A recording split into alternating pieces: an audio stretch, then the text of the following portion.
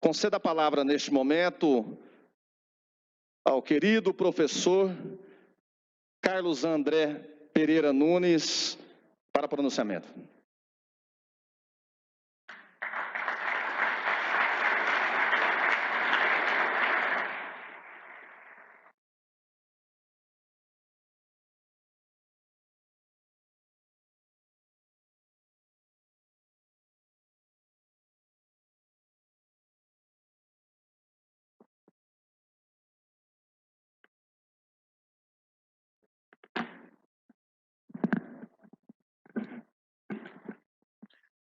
Excelentíssimo senhor deputado estadual, delegado Humberto Teófilo, que exerce a presidência dessa importante sessão, a quem tenho a honra de cumprimentar e dizer que foi um dos extraordinários alunos que tive, cuja inteligência, a sagacidade com as palavras fez com que se destacasse, passasse por uma boa universidade, depois exercesse um importante cargo de delegado estadual e agora estivesse aqui como nosso representante na Assembleia Legislativa e consiga galgar espaços cada vez mais importantes da nossa República, que passa momentos tão complexos. Gostaria de cumprimentar também o vice-presidente do Conselho Estadual de Educação, senhor Flávio Roberto de Castro, cumprimentar da mesma sorte o superintendente estadual de Esporte e Lazer, Amarildo Filho, e, por fim, cumprimentar o gerente de avaliação, políticas e programas educacionais, professor Hugo Costa, representante da Secretaria Estadual de Educação. Não poderia deixar de cumprimentar a família que aqui se faz presente, a minha esposa, Marina, sem quem, não tenho a menor dúvida, não estaria aqui. Cumprimentar a minha família também, as pessoas da minha caçula e Yasmin, ratificar a importância da família para o professor. A família é a base de todos nós e a base, sem dúvida qualquer, do profissional professor. Cumprimentar os meus colegas professores, que aqui tenho a honra de ver, colegas com quem compartilhei por muitos anos e alguns com quem compartilho a sala de aula, e dizer que esta homenagem que será feita aqui agora, que esta fala que será feita aqui agora, não é uma fala que tenho certeza vem apenas do meu coração, mas é uma fala que está no coração de cada um de vocês, pelo que vocês representam, não só para Goiânia, não só para Goiás, mas pelo que vocês representam para a República Federativa do Brasil. Eu gostaria de falar basicamente sobre 3 tópicos. Geralmente a tríade é aquilo que é a argamassa de todo o aspecto social, inclusive na própria engenharia, na própria arquitetura, a melhor estrutura de base é a tríade, é o tripé. Eu gostaria, portanto, de falar em 3 aspectos que são o tripé, a minha percepção desta noite. Uma é a liberdade, a outra é a utopia e, por fim, e ao cabo, o professor. Esse termo liberdade, que etimologicamente vem de libertate, do latim, ou libertatis, que passou a ser liberté em francês, em outras línguas tem a mesma estrutura, e que em português nos deu a belíssima palavra liberdade, e que compõe a tríade da Revolução Francesa. Ela nasce com o iluminismo, ela nasce com a percepção das luzes, ela nasce com a capacidade que o homem teve de perceber a individualidade. A capacidade que o homem teve de perceber a si mesmo. A capacidade que o homem teve de perceber que o Estado não é quem efetivamente rege os nossos anseios pessoais. A liberdade que já foi tão ameaçada, inclusive pela própria Revolução Francesa. Guilherme de Montaigne foi ministro de Luís XVI, que foi um dos mais tiranos reis que a França teve, foi ministro da Justiça, e ele foi advogado do rei, e ele trouxe para o julgamento do rei, o julgamento de decapitação, exatamente a perspectiva da palavra liberdade. A liberdade que naquela época se nos apresentava sob a perspectiva do direito à vida, do direito à liberdade física, e que hoje, com a pós-modernidade, se nos apresenta como uma grande dificuldade que se estabelece na perspectiva psicológica. Os desafios são outros, mas a liberdade continua sendo uma das razões de ser da contemporaneidade, da modernidade. Não há, sob qualquer hipótese, educação sem liberdade. A liberdade é o que nos motiva, a liberdade é o que nos dá voz, a liberdade são as nossas cordas vocais para a mudança de cultura. Sim, porque a perspectiva desta noite não é absolutamente o processo educacional. A educação é apenas uma ferramenta cuja finalidade é a perspectiva cultural. É a cultura que importa, senhores. E a cultura da liberdade precisa ser instalada na República Federativa do Brasil. Jean-Claude Lévi-Strauss disse que o Brasil não passou pelo processo iluminista. O iluminismo não saiu da Europa e chegou ao Brasil. Nós não temos liberdade. A liberdade a todo momento é ameaçada, e é ameaçada por métodos hoje muito sofisticados, o soft power da percepção da cultura.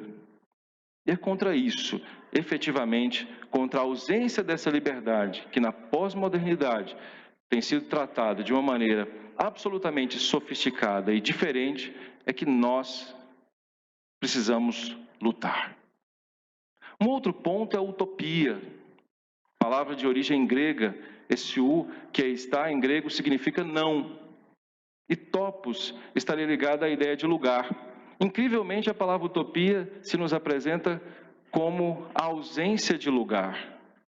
E na percepção de alguns intelectuais, principalmente intelectuais ligados à teoria do discurso, como Péchet, ele vai dizer que o não lugar é o verdadeiro lugar. O lugar em si, ele se estabelece por meio do real e da relação do real com a realidade. Quando pensamos no lugar e pensamos na realidade, nós nos esquecemos da psicanálise, nós nos esquecemos daquilo que Jacques Lacan fala, que o real é aquilo que está dentro de nós. E a realidade é a relação entre o real e a argumentação para se estabelecer em termos materiais. Ou seja, cada um de nós aqui vê pessoas sentadas. Isso é a realidade. Mas a forma como cada um de nós observa aqueles que estão aqui é que efetivamente se estabelece naquilo que é real. Portanto, a realidade pode ser transformada por esse não lugar. Esse não lugar que inicialmente foi pensado, refletido por Thomas More na utopia. Mas essa utopia era utopia antes do iluminismo, iluminista. Nós temos um novo desafio, o desafio da utopia na pós-modernidade. Essa utopia que prende os nossos alunos à depressão, que prende os nossos alunos ao não engajamento em si mesmos. Essa utopia que, em tese, desrealiza o próprio crescimento do país.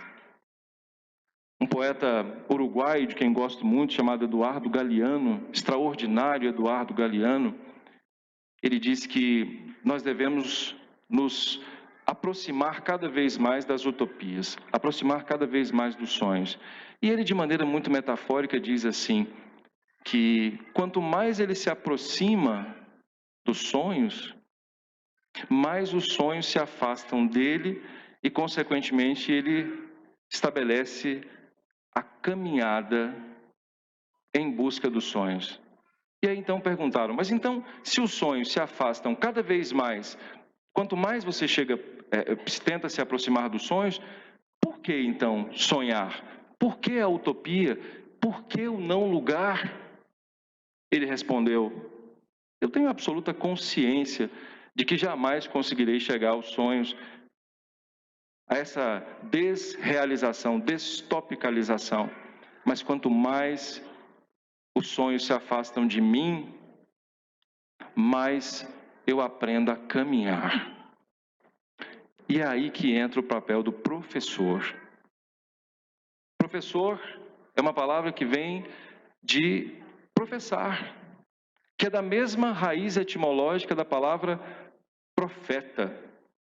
Uma palavra que hoje, na pós-modernidade de Bauman, na pós-modernidade de Lipovetsky, é substituída, permitam aqui, sem nenhuma crítica, por coach, é substituída por treinador, mas é uma palavra que é insubstituível.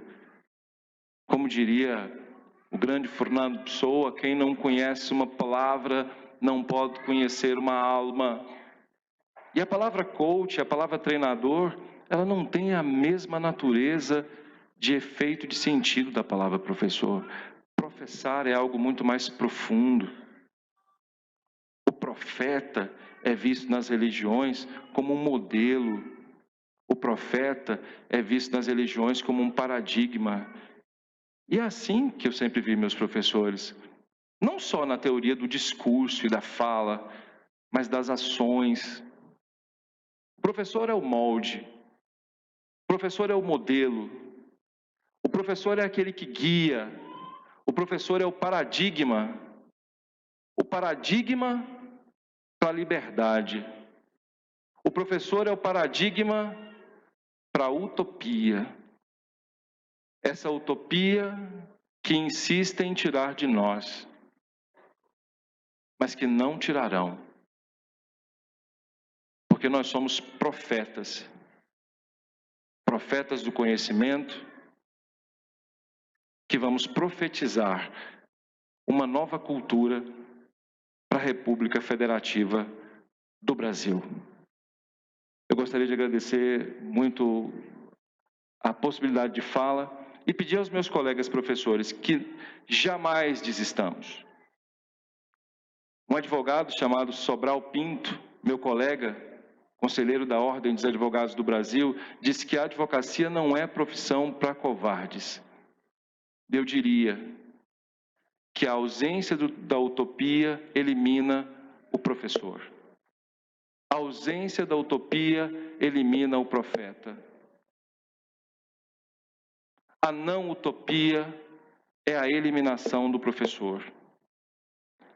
Entendamos a realidade que nós vivemos pós-moderna e modifiquemos, profetizemos a vida dos nossos alunos.